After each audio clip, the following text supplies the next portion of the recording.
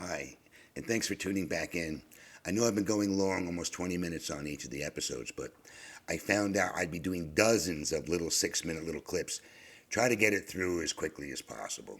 And I know I ranted and I've gone back and forth a little bit and I've added some things without explanation. But because I want to show you, it ties a bunch of things together all along the path. Nothing I can tell you, nothing I tell you can be refuted. That's the point. It just is what it is. And that's the problem. It's checkmate. Once you know the three laws of On and the whole life of Pisces, the whole age of Pisces, from about 148 BCE to the present, even though we entered in Aquarius in 12/21/12. That's why the date of the calendar, in case anybody wanted to know why that's a significant date, all the calendars based on the zodiac ended because that was the end of the age of Pisces. But starting in the age of Pisces and continuing now, those who profit want us at each other's throat. It was the age of us versus them. College versus state, Coke versus Pepsi, McDonald's versus Burger King. That's what it's all been about. And that's how we grew our technology and our commerce. It's how we had to grow to become a global organism. And that's what we are right now, a global organism. It was a growth process. But us versus them continues. And those who like us versus them all have you on a false narrative. If you knew the first law, there wouldn't be a question of if there was a God, but you wouldn't be bowing to God or keeping a certain diet or certain for any reason other than the fact that you want to. And you, in your heart of hearts, want that done. You get the idea? It's all voluntary religion. What makes you happy? Nobody's there to tell you how makes you happy, right? And we've entered the age of Aquarius, and the age of Aquarius is the age of the rainbow. How else would you represent a man pouring water out of a pitcher into the sky? You have the sunlight shining through the water droplets of Aquarius now on the spring equinox, which means we're in the age of Aquarius, or we're at least just beginning. The sun's rays, and the sun's not directly behind the droplets. Its rays are behind the droplets. So you get the rainbow ideology or thing in your head. And we should see the coming of the rainbow in human society. And we are. The rainbow generation, the LBGTQ+. Catch the rainbow. Somewhere over the rainbow. Because the rainbow is coming. When all souls, regardless of what body they occupy, no matter what their gender, no matter how they identify, any soul can love any soul. It's actually a game upgrade. In the old age, the age of Pisces, you had to be a boy or a girl, and you got punished if you were anything other. You get the idea? We're changing that with the age of the rainbow. These are the new humans. But please note, just like the purge started the beginning of the age of Pisces, we had we have the new ones coming in, almost being hostile at us for misidentifying them, and they should take it easy on us because we're Pisceans. We older ones don't. We applaud and we're ushering in the age of Aquarius, the golden age of man. But take it easy on us as you take over the world. But please note that you are proof of reincarnation, and I'll get into that later. But trans are proof of reincarnation. You know why? Imagine you and I had been here 40 times, 60 times, 70 times as a boy. I come into this world, I know that boy thing, I got it down to a science. I'm a boy. But this time I wake up and I look down and I go, whoa, hey now. What happened to my Willie? Willie took a walk. The assembly line must have been broken. God must be messing with me.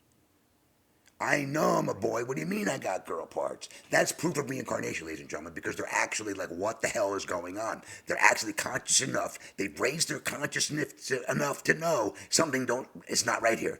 But that's because it's the age of Aquarius. You can't control what you come back as. And that's going to be about 1/3 of our population going forward will be nondescript, if you will, or described as other. So there'll be boy, girl, and I'm not saying bad for other. I'm just trying to show you, always three. It always breaks up into three types of basics. You can't go any shorter than three when describing anything, right? That's why there's always three truths, right?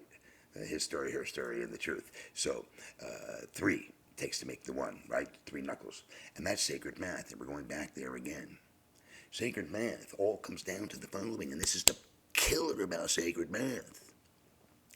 It says three knuckles is God. It takes three to make one, past, present, future.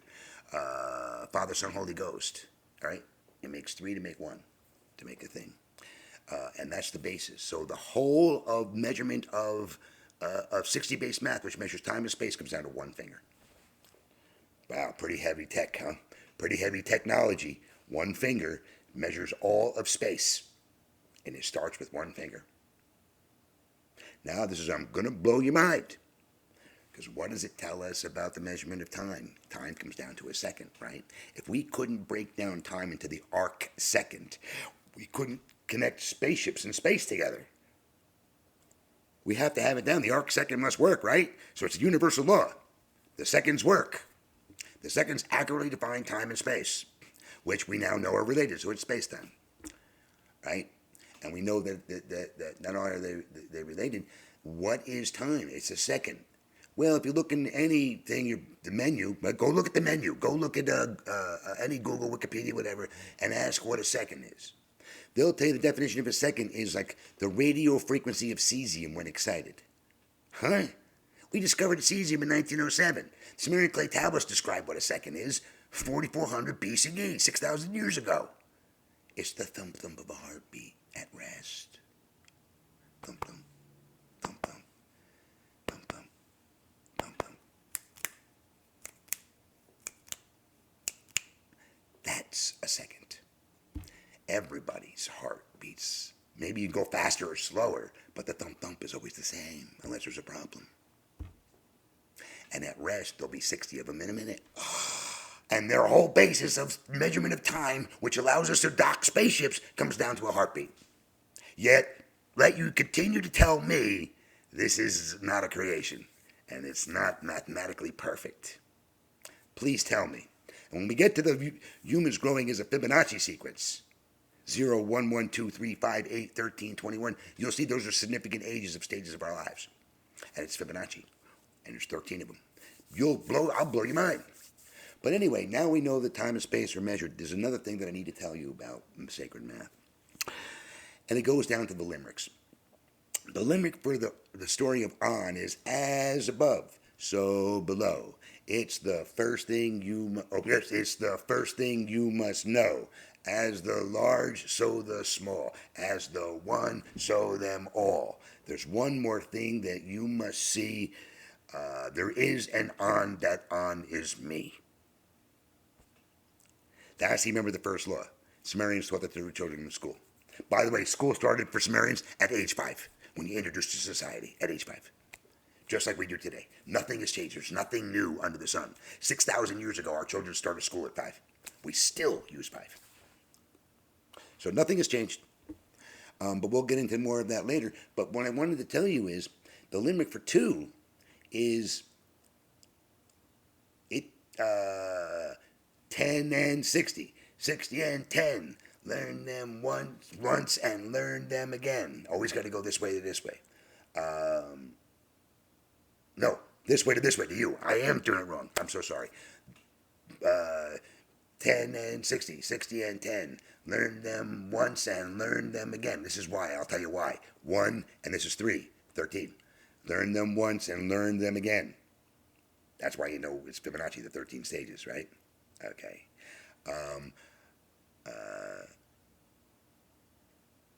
Learn them once and learn them again.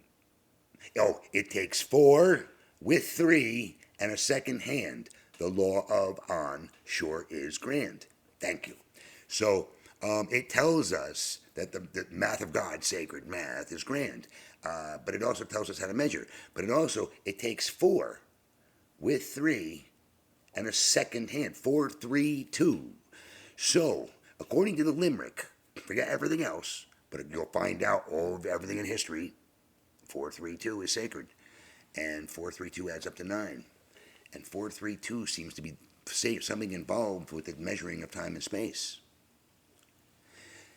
There's some idea that if you take the diameter of the moon and multiply it times 432, you get the distance from here to the moon. If you take the diameter of the sun and multiply it times 432, you get the distance from here to the sun. If you take the height of the Great Pyramid and multiply it times 43,200, you get the polar radius of the Earth. If you take the base of the Great Pyramid and multiply it times 43,200, you get the equatorial circumference of the Earth. Okay, so all of this is related. At the equinoxes, and there's two, the spring equinox and the fall equinox, we all know September and March 21st, those are significant dates. March 21st used to be the beginning of the year. That was the first year of the month. And December 21st was the last. You didn't have any word for when the earth was dead, frozen. Only from life to death. March 21st to 12/21 was normally the measurement. But anyway, I'm sorry, I had somebody come in and I've lost my train of thought. But what that said is 4, 3, and 2 should be appearing everywhere. And on the equinoxes, equal day and equal night, that's what equinox means, equal night in Latin. It means that there's 43,200 seconds of light and 43,200 seconds of darkness. Isn't that amazing? Exactly that many seconds of light and darkness. So again, 43,200, etc., or 432 keeps reappearing. Now here's the one that's going to get you. We now know there was a big bang because we've picked up to the cosmic radio background emissions or whatever, and guess what it resonates at? 432. And the harmonic frequency 432 is the miracle cure for Alzheimer's patients. Do the research yourself. You can look up anything I've said. You'll find that I'm not being wrong. If you play music from their high school prom at some of them at current levels, nothing. Doesn't do anything necessarily for them. Play that same music for them at 432, and they can tell you who they went to at the prom. All of a sudden, they can remember something back on a particular memory from 70 years ago. So there's something specific that happens with 432. And music played in like a Japanese restaurant, right, so beautiful. That's 432, calming and soothing. But here's what happened. And that should be the resonant frequency that we plug into, because that's the frequency of the universe. That's the cosmic radio station. That's what the ancients are telling us. That's what that limerick is telling us.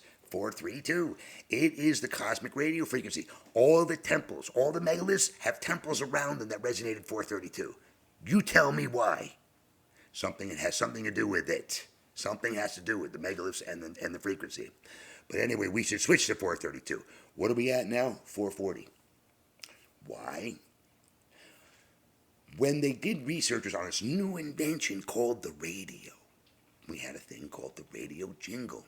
So it wasn't governments playing with our minds, but the advertisers in the different radio stations broadcasted at different frequencies back when radio first came out. They necessarily couldn't go long distance anyway, but you had to keep retuning the channel depending on wherever you are. And so they decided, let's test and see what's the best frequency. And what they found out, 440, we were most likely to remember the jingle. This is all about advertising. We were most likely to remember the jingle at 440.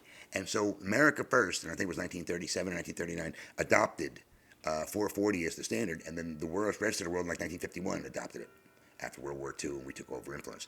We adopted it as the standard. ISS, the International Society for Standardization, set it at 440. A equals 440. But no, it should be A equals 432. But the very advertisers who profit still control the ISS. The governmental agencies and so on and so forth all control. They're never going to want to change to the most memorable jingle to a less memorable one. But we need to switch to 432 for the rest of humanity to upgrade during the age of Aquarius to our next conscious level. We realize God is consciousness again. And we start putting all the pieces of the puzzle back together and get beyond the delusion of the Dark Age of Pisces. Yes, the Dark Age of Pisces was a delusion. So I've told you everything about 432. I've told you about 60-based math. I'm going to re-review the video and make sure I didn't forget anything. But you now understand, and you understand why 12 is very important. 12 months, 12 counter, because there's only 3 ways to recreate creation. Oh, remember we talked about creation. Now there's the last thing. This is a creation, and the sacred math dictates the following. 3 is creation, and 3 threes is God.